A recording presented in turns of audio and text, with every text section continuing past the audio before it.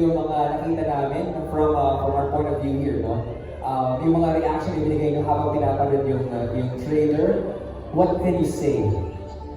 I wanna ask Belle first. Gumagano ka ba? Kailangan mo na water? Ang sakit na nalamunan ko. Tissue po. Okay. Just so you know, we are swabbed here. Okay po, Yeah, okay? don't worry. Okay. Pero wow, kinalabutan ako while watching the trailer. I don't know what to say. I'm still trying to process everything. Ikaw ka lang muna. Hindi, sa dami na kasi na pinagdaanan ng Bingling. Hindi lang Bingling, buong cast, lahat yung pamilya ng Chu, yung Binondo.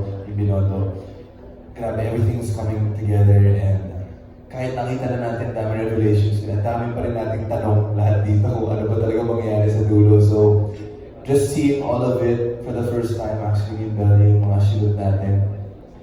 Lalo na dun sa Out of Town, sobrang ganda. I'm just very excited, honestly, as a viewer, to also see what's gonna happen. So, congratulations to the team.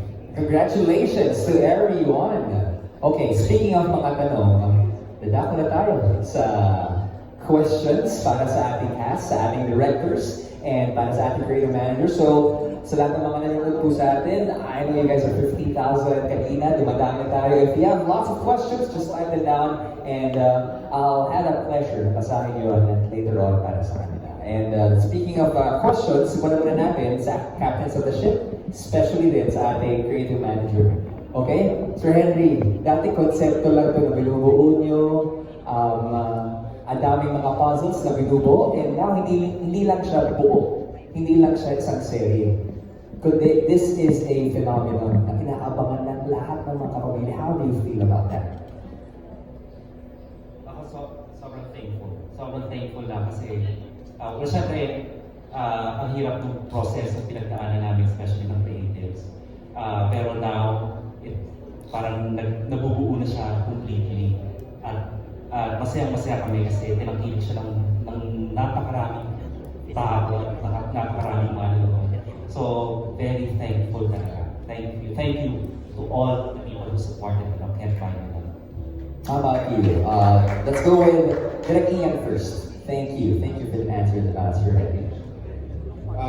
Ayun pa rin, sinasabi nila parang kailan lang. Kita ko rin yung trophy ng fans. Gipit po ako, kailangan ko talaga naman. I'm sure this will be a very special project sa lahat sa amin dito. It will be like a chapter in our life na gonna keep it on our treasure chest. Sa lahat, sa cast, crew, sa staff. Kaya gusto ko rin pasalamatan lang yung staff sa yung crew na nagtrabaho behind sa amin. We're captains of the ship, pero sila yung mga cameramen, producers, hindi mabubuo ang pagkakaroon ng without. So, ito lang yung mga simpleng way na kaya namin sila pasalamatan. So, guys, salamat. Thank you. It takes a village. And if I may, no, is it okay if i-pan po natin yung camera sa mga cameramen po natin, mga lightmen natin? Because they deserve an applause sa sila. Walang kasama namin sa shoot nila, sila talaga yan. Thank you. That is what you call dedication. You can't buy love, but yun ay binibigay nila dahil mahal nila yung ginagawa nila. Kaya maraming salamat po sa lahat ng mga kasama po namin dito. Okay, I want to ask Direk Raymond. Ako naman, sobrang grateful kasi kahit pa sa kalagitnaan ng show ako napasok dito sa Can't Buy Me Love, nagulat ako ng ending, nandun ako kasama nila. Hanggang dulo, Direk. Oo. And I want to ask Direk May Cruz Alviar, kompletong pangalan, buong-buo. Because nagsimula ko dito, same venue, pero iba na yung pakiramdam. Same yung pagmamahal, pero iba yung clamor talaga, no? What can you say about it? Actually, I'm still speechless, especially when I saw the finale. I saw that yesterday, pero iba yung feeling watching it with everyone because parang there's just too many emotions. Parang we all worked hard, like what Direk Ian said. This was really group effort, a team effort. It's not just the people in front of the camera, or us, or the writers, or it's everybody. What we have done in the past how many months, it's the fruit of labor and love and passion of everybody involved. And I'm like them, I'm just so grateful and overwhelmed. And also, there's like, it's bittersweet. It's bittersweet because of course it was tiring, all the puyat, all the hard work. But I'm also sad, and I'm sure everyone feels the same way, that, you know, this is it, we're ending, and at least there's something that we can take with us, that we did an excellent job, all of us, and that it's something that we are all proud of. Something na sobrang talagang tinatangkilik at minahal ng taong bayan. But direct, I just have to ask this, no? How do you feel people are saying, meron ka ng Midas hands? Na everything you touch will become gold. Like from a blockbuster hit, di ba? Last year, and now you got this hit na kay Money Love. Ano mong pakiramdam? Direct, pahawak naman. Pagabi naman ako kayo, no? Ano po? How do you feel? Lahat po ng hinahawakan yung proyekto talagang bigat. I can't claim it to be mine, and it's not my hand, it's someone else's hand, it's the hand from above. So I am just a vessel, and whatever I do, I know that it's not just my own work. It's the collaboration of everybody, with everybody that I work with. So I'm just so blessed that the people I work with, that we all have that chemistry, and that, yun, so everything that is, whatever the outcome is, it's the fruit of the collaboration and of course God's divine intervention. I love that answer. So humble. Kaya palagi ka nagpapala. In the words of Direk Ian, CSA. Thank you, Direk. Okay, and now let's move on and have our friends from the press and media ask the question. We got a question coming from Alex Rosas. Hi. Hi. Hi, Alex. To Belle, I'm here, Belle. What is it about your character, Caroline Chu, that you didn't like? Wow, hirap naman po nagagal. Actually, to be frank and to be upfront, at first I actually told this to Direk, I didn't like Caroline muna. Kasi ang hirap niyang mahalin. Kasi sobrang close niyang person, sobrang taas ng walls niya. But when she went to Binondo and met Bingo, and you know, she slowly started warming up, and it gave me now, I would say, it gave me so many reasons to love Caroline. So it's so hard not to love her now. So ang hirap masagot ng question niya kasi I love her dearly. Okay, thank you. Thank you po. To Gabby, what is the black and white side of your character? Black and white side ng character ko. Lalim naman yun, Kuya Alex. Siguro po, Kuya Alex, yung white side ng character ko, gagawin niya lahat para sa iba, para sa pamilya niya, para sa mahal niya, sa buhay. Pero, nagiging black din yun. Kasi sometimes truthful. Na nakakalimutan niya ang sarili. Wow! Thank you! Ang maraming salamat, Judge number 1, Alex Rosas. Grabe yung mga katanong. But I love your answer, no? Very yin-yang. Diba, may Chinese element pa rin. Right now, let's call in from Stars Patog, Alan Sangkon. Kuya Alan? Kuya Alan? Okay. Congratulations kay my love team. Yung question ko muna kay Maris. Yeah. So Maris, tanong ko lang kasi unexpected or I don't know kung plan ba na naging successful yung love team ni Anthony Jennings dito, di ba? Ano lang yung naging reaction ni Rico dito sa love team ninyong dalawa? Yung question niya, ang daming layers. Ang daming reaction shot yun, Direk. First, yung first part ng question niyo, I'm very happy sa lahat ng surprises na hatid ng show na to para sa akin at para sa aming lahat. Everything was so unexpected, though we were told that it was kind of planned. But we're happy about the result, and ini-enjoy namin lahat namin. And si Rico naman, so supportive. Super fan siya ng show, especially sa Chu family. And yung mystery, favorite niya si Albi. The best daw sa show. And natutuwa din siya sa amin ni Anthony. So, Anong reaction mo dun, Anthony? ganito po. Siyempre, nagpapasalamat din ako first kay Maris. Kasi si Maris, siya, professional siya sa trabaho niya. And ganoon din naman ako, of course. And nandun naman yung paggalang namin sa personal lives namin. Ayun lang. Thank you, congratulations. No Sana worries. masunod pa rin yung project yung dalawa together, di ba? So yung second question ko for Donbel. Hi Donbel, congratulations to your show. Yung tanong ko kasi parang napakaganda talaga nung nangyari dito sa Can't Buy Me Love. Maraming mga discoveries, yung mga beach cast, maraming closeness, marami kayong mamimiss. Pero kayo personally, ano yung mga behind the scene memorable experience nyo doing this teleserye? Marami na kayong ginawang projects, di ba, together? Pero what's in it dito sa Can't Buy Me Love na memorable and hindi nyo malilimutan and discover niyo sa isa't isa? Ako, madami kong firsts dito sa project. Kumain akong balot, wala ako ng building. Lahat po yeah, so many of those and at the same time, siguro like, I've been doing Caroline for how many months? 8 months? And ang dami ko din na-discover sa kanya. And like every time I put the cast to the Chu or the Binondo side, I could really say that they're my family outside of the show lang. And that's something that I would carry on even after this. Yeah, sobrang dami po firsts din para sa akin.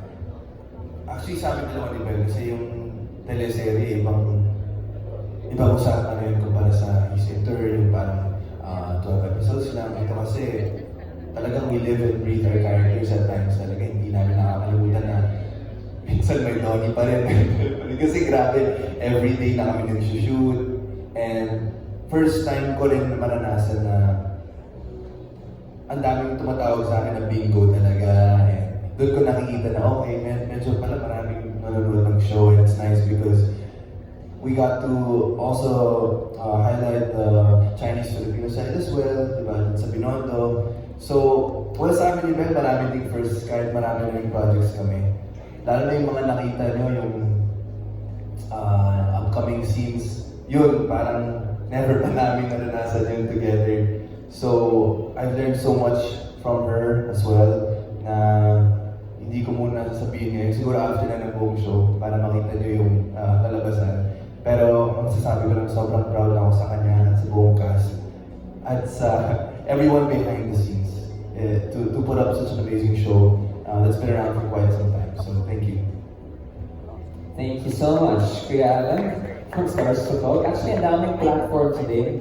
Kaya ang dami nakakanood ng Can't Buy Me Love. And we just want to say thank you to our partners, syempre, A to Z, and also TV5 for giving us that chance para umere po sa kanilang mga stations. And speaking of TV5, coming from News 5, let's ask Von Belenario. Oh, thank you so much. There's one.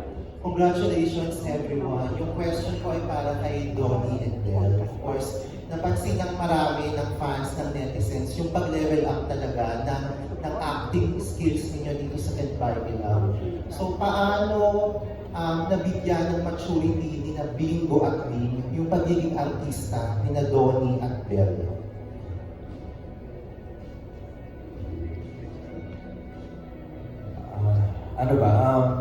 Salamat po sa tanong. First of all, like Direk said, hindi rin kasi pwedeng kami lang yung sasagot yan. Kasi behind us, it really took a village for all of us to come up with their characters and to be able to, carry it out throughout the show. Ako, to be honest, sa unang salang pa lang, hindi ko talaga alam kung paano ko gagawin yung role ng bibig ko kasi sobrang iba talaga sa kung sino ako in real life, and I really wanted to take that challenge. So I'm so thankful for, of course, the direct me, all the creatives, these amazing cast members who really helped me. Si Kuya Len, si Snoop, si Anthony, si Boy.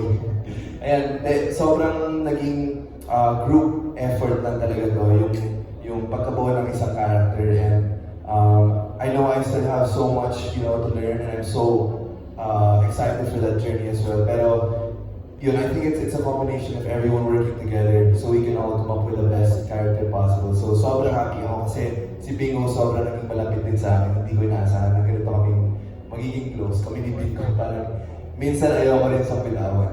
Kasi parang may nakilala akong bagong kaibigan, bagong tao sa buhay ko.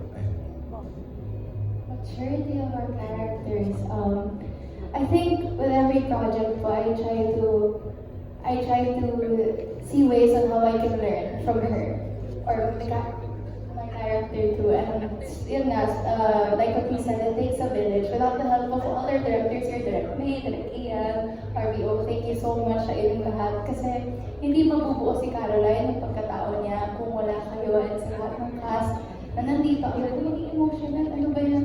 Wait, wala pa. Hindi pa tayo tatapos, guys. Okay, wala pa.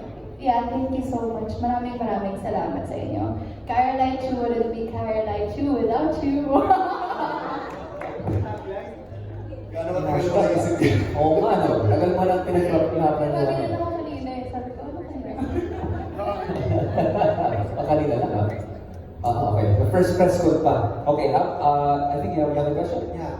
Next question is for Snoreen. Ayan. Maris and Anthony, congratulations din sa inyong tandem, no? Ano yung nadagdag sa perspective ninyo as Maris and Anthony after or while playing Snoop and Irene? Oh, wow. First of all, gusto ko sabihin na ang ganda ng mga questions ko. Thank you. Well, to me, ilang 10 years na po tayo sa industry. Happy anniversary, Maris. Thank you. Sa akin, si Irene Chu, unang-una, nung in-offer to the role sa akin, I was so happy kasi, bagong role, hindi ko pa ito nagagawa, ma-arte, hikay, and like, sabi ko, ibibigay ko talaga lahat ng kaartehan ko dito sa character na to. And, natuwa ako kasi sa result ng, yung story, dun ko na-realize na sa bawat eksena na binibigay sa inyo, ibigay mo talaga lahat ng best mo. Ibigay mo yung 100% mo, even more than that. Kasi you'll never know anong mangyayari because of that. Yun lang. Yun yung na-realize ko after everything. Anthony. Thank you. Ako, ang dami. Pero sa akin kasi susunod. Of course, pares din sila kasi ni Bingo eh. Kinalaki. Pero, yung pinaka siguro natutunan ko siguro yung appreciate mo yung mga maliliit na bagay.